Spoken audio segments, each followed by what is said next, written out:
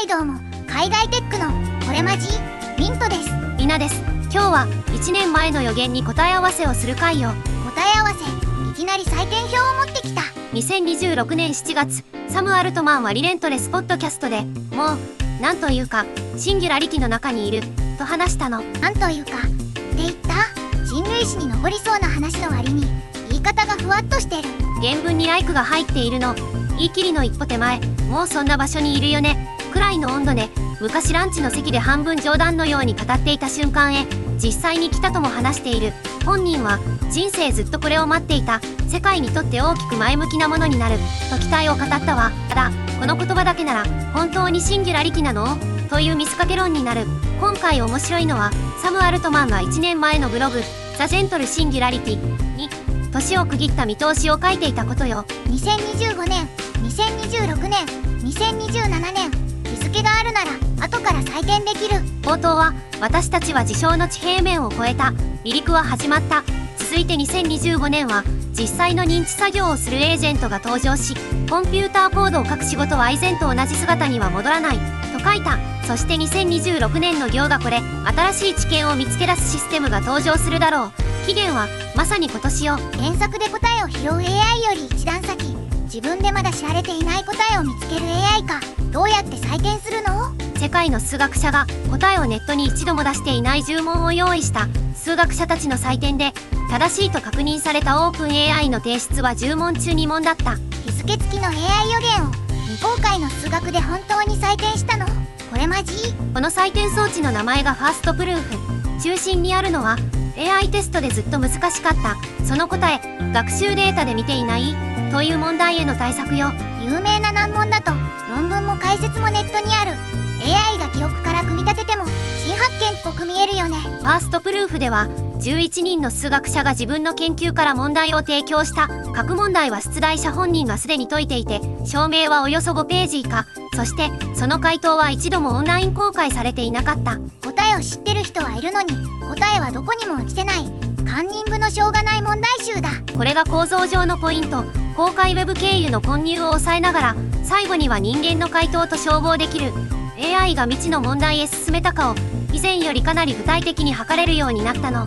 出題範囲も広いわ。代数的組み合わせ論、スペクトルグラフ理論、代数的トポロジー、確率解析、シンプレクティック幾何学、さらに表現論、リーブンの公式、テンソル解析、数値線形代数、合計9分野よ。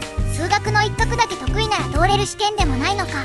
出題側は11人、分野は9つ。エグゼクティブディレクターはスタンフォードのモハメド・アブザイド、運営陣にはフィールズメダリストのマーチン・ヘアラーもいる。 AI 向けの余興という規模感を超えて研究者が採点可能な形を本気で設計したプロジェクトね。この未公開問題を渡したら AI 企業が何ヶ月も人海戦術で考える余地はないの？最初の10問は2月5日に公開、期間は1週間。2月13日から14日に結果や提出が公開され、その後も数学者とコミュニティが内容を読んだ。問題を密封して同時に開けて期限を切って後から答案も見せる。発見そのものと同じくらい段取りが新しいんだ。そう、今年のこれマジは AI が数学を解いたことより本当に新しい発見なのを採点する場が動き出したことの方かもしれないわ。ここから同じ10問に2つの数字が並ぶ。オープン AI 公表では内部モデルを全10問に動かし2月14日に答案を共有した。オープン AI は問題4、5、6、9、10の少なくとも5問は正しい可能性が高いと考えている。他にも検討中のものがあると書いている。さっきは2問、今度は少なくとも5問。同じ採点表でどうして開くの？オープン AI の数字は自社が答案を評価した時点の見積もり。サイエンティフィックアメリカンが報じた数学者側の採点では正しいと確認されたものが問題9と10の2問。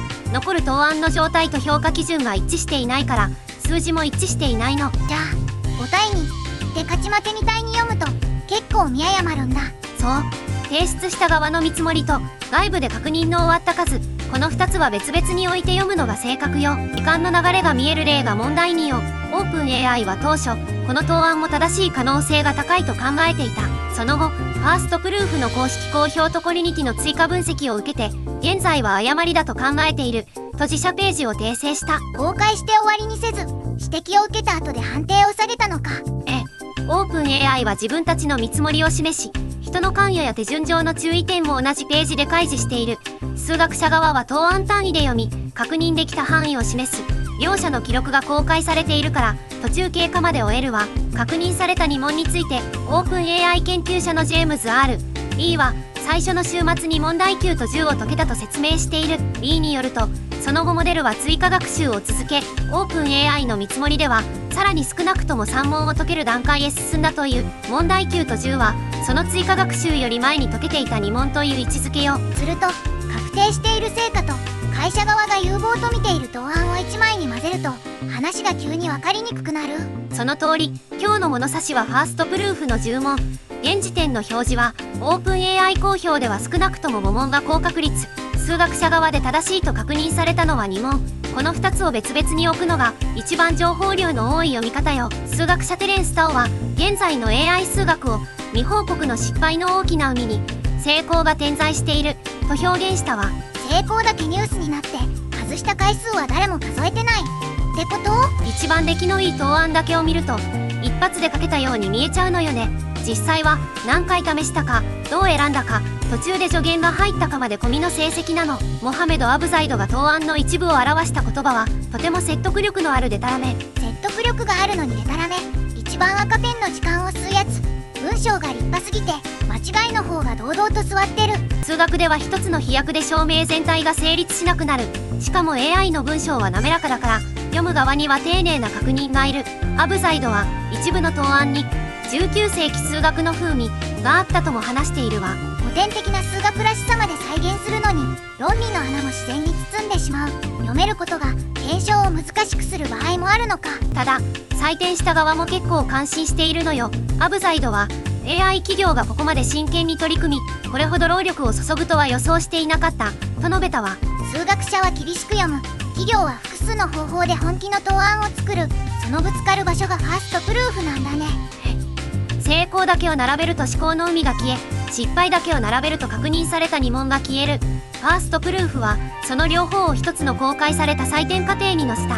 このチャンネルは発表した側の数字と確認した側の数字をいつも同じ画面に並べます。大きな見出しの裏側まで見たい人は登録しておいてね。ここで避けられない質問。どこまでが AI の手柄でどこからが人の手助けなの？ファーストプルーフのチャレンジは人間による数学的な入力を禁止していた。一方、オープン AI は自社ページで限られた人の監督の下でモデルを動かしたと開示している。具体的には4つ。以前うまくいった戦略でもう一度試すよう提案した。専門家から指摘を受けた後、証明の一部を補足し明確にするようモデルへ求めた。1個目からもう横でその手でもう一回やってみてって言ってる。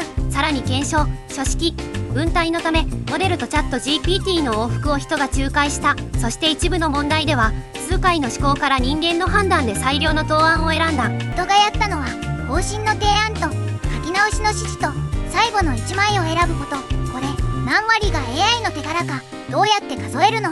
ローレン・ウィリアムズも人間が関与したらどれだけが人間でどれだけが AI かをどう判断するのかと問いかけている。ここは手順を公開できても手助けの量を測る共通単位がまだないの。オープン AI 自身も短期集中の試みで適切に管理された評価として望むほどクリーンな手順にはできなかったと書いている。望むほどクリーンにはできなかったって自分から書くの結構勇気がいるよね。そうね。今回の曖昧さは次の評価設計に必要な項目を見せた。モデルの出力だけでなく何回試したか、誰が何を指示したか、途中で外部の指摘を入れたかも記録対象になる。前に UC バークレーの先生が1年かけて下準備をして GPT5.6 との148分で30年開いていた数学のギャップをリーン検証済みの新定理として閉じた回も扱ったよ。人の下準備込みでどう見るか気になったらそっちも見てね。そして影響が大きいのは数学に限らない検証のつまりよ。ディープマインドは AI、エージェント、予想を生む機械と表現している。ディープマインドの言葉ではアイデアと候補会は豊富で比較的安くなる。一方、判例や反証は物理的、制度的な作業なので費用も時間もかかる。アイデアは山ほど出てくるのに確かめる人の数は急に増えない。渋滞する場所が人間の側へ移ったんだ。まさにそこ。10問に答案が出ても確かめるには専門家が1ページずつ読むしかない。だからどれから確かめる？を選ぶこと自体がこれからの仕事になっていくの。リーフマインド自身も独自の分類でレベル3のメジャーアドバンスとレベル4のランドマークブレイクスルーは現在まだ主張していない。発見の候補が増える速度と発見として認める速度は別々に進んでいるの。見つける速さと認める速さ、同じペースでは動いてないんだ。最初の予言に戻ろう。2025年は認知作業をするエージェント、2026年は新しい知見を見つけるシステムズ、そして2027年は現実世界で作業するロボッツ。2026年の行にはもう採点表を置ける。ファーストプルーフの10問で数学者側の確認は2問、オープン AI 公表の見積もりは少なくとも5問が高確率。手順には人の監督があり、その量を共通尺度で切り分ける方法はまだ定まっていない。予言に丸か×を1個つけるには現実の方が細かすぎる。でも何をもって発見と呼ぶか。去年よりずっと具体的になったね。問題を未公開にする、期限を揃える、答案を公開する、出題者と外部の数学者が読む、人の介入も記録する。